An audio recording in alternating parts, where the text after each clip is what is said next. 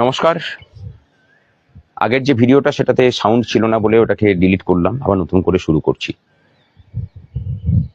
প্রথমেই বলি যে লাইভে শেষ পর্যন্ত থাকবেন, অনেক গুরুত্বপূর্ণ কথা আছে, এবং শেয়ার করে সকল কর্মচারীদের, পেনশনারদের কাছে পৌঁছে দেওয়ার দায়িত্ব নেবেন। লড়াই কিন্তু শেষ হয়নি, বরং এক নতুন লড়াই শুরু হতে চলেছে। প্রথমে বলি যে মানুষ পক্ষের জয় হলো। কর্মচারীরা সংগ্রামী যৌথ মঞ্চের নেতৃত্বে দাঁতে দাঁত কামড়ে শীত, গ্রীষ্ম, বর্ষাকে উপেক্ষা করে ওই শহীদ মিনার থেকে যে নাছোড় লড়াইয়ের উদযাপন করেছে দীর্ঘ 3 বছর ধরে, অনশন, জেল খাটা, চাকরি থেকে সাসপেন্ড হওয়া, দূরবর্তী স্থানে বদলি, সেই সমস্ত সাথীদের কথা এক এক করে মনে পড়ছে। আপনাদের সকলের জয় হলো। আপনারা অনেকে অন্যভাবে আমাকে দেখছেন, আমি মনে করি আপনাদের মধ্যে মিশে থাকা আমি একজন, চেষ্টা করেছি মাত্র। এখানে যেটা প্রমাণ হচ্ছে যে আন্দোলন যদি সঠিক পথে পরিচালিত হয়, যারা বলতেন যে আন্দোলনের অরাজনৈতিক বলে কিছু হয় না, আন্দোলনের অরাজনৈতিকতাও যে একটা রাজনৈতিক সিস্টেমকে ভেঙে চুরে দুমড়ে মুচড়ে মাথা নত করাতে পারে, আজকের এই ভোট ঘোষণার 1 ঘন্টা আগে তড়িঘড়ি এই সিদ্ধান্তের ঘোষণা সেই কথাই কি প্রকাশ করে। আমরা যদি ঐক্যবদ্ধ থাকি, আমাদের লড়াই যদি সঠিক পথে পরিচালিত হয়, আমাদের লড়াইয়ের ইন্টেনসিটি যদি সব জায়গাতে সঠিকভাবে প্রয়োগ করা যায় এবং লক্ষ্যতে যদি স্থির থাকি আমরা, আমাদের প্রতিপক্ষের নাম প্রবল প্রতাপান্বিত স্বৈরাচারিণী মমতা ব্যানার্জি হলেও তাকেও মাথা নত করতে হয়, অরাজনৈতিক সিস্টেমের কাছেই মাথা নত করতে হয়। আমরা কুলগোত্রহীন, আমাদের শতাব্দী প্রাচীনতার ঐতিহ্য নেই, কিন্তু আমাদের যেটা আছে যৌবনের তারুণ্য এবং প্রবল তেজ, সেই তেজের কাছেই আজকে এই পশ্চিমবঙ্গ সরকার একটা কাটমানি সিন্ডিকেটের যে জাল বিস্তার করে রেখেছিল তাকে মাথা নত করতে হলো।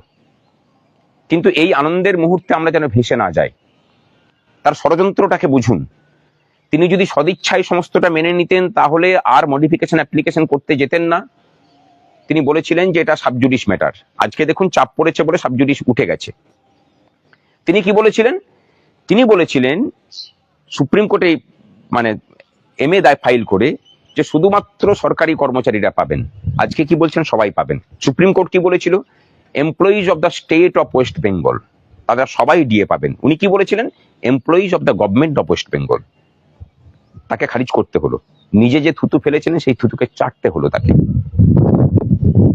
অন্তত হয়েছে, আমি পরে তার ষড়যন্ত্রের কথাতে আসছি। সুতরাং তিনি খুব সহজ মনে কিন্তু এই সিদ্ধান্ত করেননি। আমরা প্রতিপক্ষে কি করেছি? 5 তারিখে রেজাল্ট বেরিয়েছে, আমরা 8 তারিখে আন্দোলনে নেমেছি। 26 তারিখে বৃহত্তর কর্মচারী ঐক্য তৈরি করে আন্দোলনে নেমেছি। 4 ঘন্টা কলকাতা অবরুদ্ধ হয়েছিল। গত পরশুদিন 13 তারিখে আমরা সর্বাত্মক ধর্মঘট করেছি। কিন্তু এর মাঝখানেও আর একটা কালো দিক আছে। কি কালো দিক? কর্মচারীদের একটা অংশ আন্দোলনের বিরোধিতা করেছেন, দীর্ঘ 3 বছর ধরে আমাদেরকে চোর ডাকাত সাজিয়েছেন, যৌক্তিকতা নিয়ে প্রশ্ন তুলেছেন, যখন যে আন্দোলন করেছি তারই বিরোধিতা করেছেন। কিছু কর্মচারী নেতৃত্ব গত পরশুদিনও ফেসবুকে দেখতে পাবেন কৃতিত্ব নিতে বলেছেন যে ধর্মঘটের তারা নাকি বিরোধী। সেই সব মানুষদেরকে বলবো যে দয়া করে আপনার মুখ্যমন্ত্রীকে একটু দয়া করুন, আপনাদের ডিএর টাকাটাকে বলুন যে আমরা নেব না। মুখ্যমন্ত্রীকে বলুন ভোটের সময়ে আরো কিছু ভাতাশ্রী প্রকল্প চালু করতে ওই টাকা দিয়ে।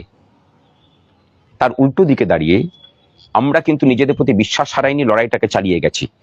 আমাদের পাশাপাশি দেখেছি যে একের পর এক গণ আন্দোলন মুখ থুবড়ে পড়ছে, সেই আন্দোলনগুলো বিক্রি হয়ে যাচ্ছে। অভয়ার আন্দোলনের মতো অত প্রবল একটা আন্দোলন একটা বিশেষ রাজনৈতিক মতাদর্শের কাছে বিকিয়ে গিয়ে সরকারের কাছে বিক্রি হয়েছে। আমাদেরকে প্রতি মুহূর্তে বিভিন্ন কর্মচারী, শিক্ষক নেতৃত্ব লিখেছেন, পোস্ট করেছেন, শিখিয়েছেন আন্দোলন শিখতে হবে ওদের কাছে। আজকে সেই সব মানুষদের কথা মনে পড়ছে। হ্যাঁ, আমরা শিখেছি আর আমরা শিখিয়েওছি। আমরা বলেছিলাম যে মুখ্যমন্ত্রীকে আমরা আন্দোলন শেখাবো। আজকে দাঁড়িয়ে কিন্তু সেই মুখ্যমন্ত্রীকে আন্দোলন শেখানো শুধু নয়, আন্দোলনের কাছে কিভাবে মাথা নত করতে হয় সেটাও শেখালাম।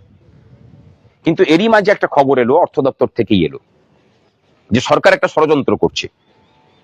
তারা জিওটাকে এখন বের করবে না। তারা বলবেন যে ভোট ঘোষণা হয়ে গেছে, সুতরাং জিও এখন বের করা যাবে না।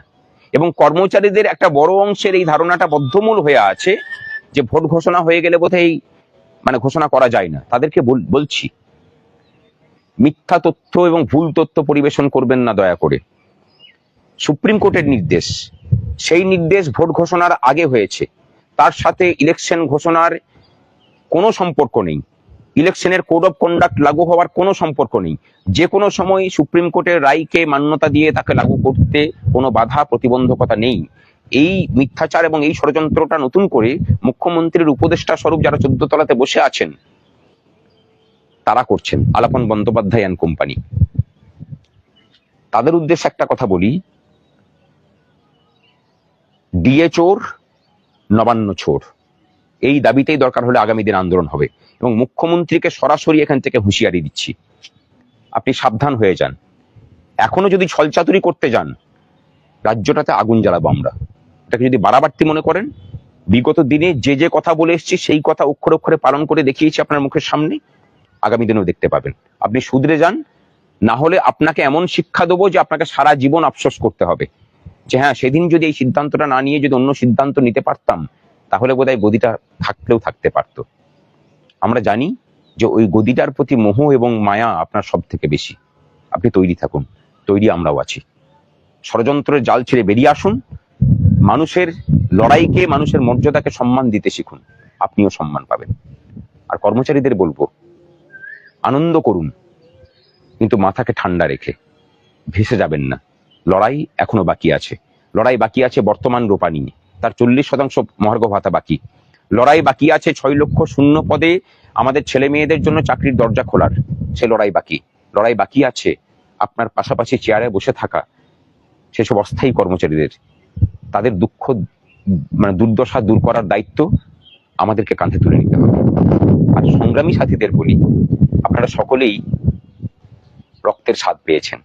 বাঘ যখন রক্তের স্বাদ পায় তখন তার আচরণ কেমন হয় নিশ্চয়ই জানেন। আপনাদের আচরণটাও ভবিষ্যতে সেই রকম হোক। জয় কর্মচারী ঐক্যের জয়, জয় মানুষ পক্ষের জয়। আর পরিশেষে বলি, আমরা কৃতজ্ঞতা জানাচ্ছি বিরোধী দলনেতা মাননীয় শুভেন্দু অধিকারী, তার নিঃস্বার্থ আমাদের পাশে দাঁড়ানো নিয়ে।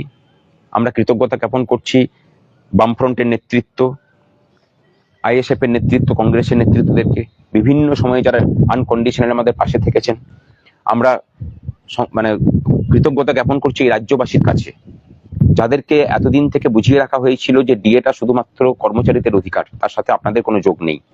আপনারা যোগটা বুঝেছেন, শ্রমের ন্যায্য মজুরিটা বুঝেছেন, আপনারা এই আন্দোলনের পাশে থেকেছেন। আপনাদের সকলকে প্রণাম। এবং বিকাশ বাবুকে কোনো ধন্যবাদ ওনার জন্য যথেষ্ট নয়, যদিও ডিএ মামলাতে আমাদের উনি উকিল ছিলেন না, কিন্তু বারবার করে বলছি আমরা ওনাকে পয়সা তুলে দিয়েছি। উনি যাদের উকিল ছিলেন, যারা ওনার নাম করে পয়সা তুলেছিলেন, তারা ওনাকে পয়সা দেননি। আমরা ওনাকে ফি স্বরূপ, সাম্মানিক স্বরূপ 5.5 লাখ টাকা দিয়েছি। আমরা কৃতজ্ঞতা জানাচ্ছি গোপাল সুব্রমণিয়াম স্যারকে। উনি না থাকলে এই মামলা সুপ্রিম কোর্টে আমরা জিতি না। আমাদের কৃতজ্ঞতা দিল্লি স্থিত আমাদের যারা আইনজীবী ছিলেন এবং কলকাতা স্থিত আইনজীবী মাননীয় সিদ্ধার্থ ব্যানার্জি, আমাদের প্রাণের প্রিয় বিক্রম এবং সুদীপ্ত। এই দুটো মানুষ যদি সংগ্রামী যৌথ মঞ্চের মাথার উপরে না থাকতো, সংগ্রামী যৌথ মঞ্চের অস্তিত্ব থাকতো না। যে ষড়যন্ত্রের জাল সরকার বিভিন্ন সময়ে বুনেছে, শুধু এই দুটো মানুষের জন্য আমরা সেগুলোকে ছিঁড়ে বেরিয়ে এসে এখনো পর্যন্ত মাথা উঁচু করে দাঁড়িয়ে আছি। আপনাদের সকলের কাছে সমস্ত কর্মচারীদের পক্ষ থেকে আমি প্রণাম নিবেদন করলাম। সকলে ঐক্যবদ্ধ থাকুন, ভালো থাকুন। আর পরিশেষে সেই সব কর্মচারী সাথীদের জন্য যারা গত পরশুদিনও ধর্মঘটের বিরোধিতা করে দপ্তরে গিয়ে সই করেছেন, ছাত্র দরদ দেখিয়েছেন, এমনি সরকারি অফিসে গিয়ে মোবাইল ঘাটেন, মানুষ দাঁড়িয়ে থাকে, কিন্তু সেই দিনে নাকি আপনাদের কর্মের তেজ বেড়ে গেছিল, তাদেরকে বলবো আরেকটু প্রেম দেখান মাননীয় মুখ্যমন্ত্রীর প্রতি। বলুন যে এই বকেয়াটা আপনাদের চাই না, অর্থের সংকট আপনাদের ভাষায় নাকি আছে, মুখ্যমন্ত্রীকে দান করুন, তিনি আরো কিছু ভাতাশ্রী চালু করুক। আপনাদেরকে কিন্তু মুখ্যমন্ত্রী মাথায় তুলে রাখবেন, আপনারা যেভাবে রেখেছেন ওনাকে ঠিক সেভাবেই। ভালো থাকুন।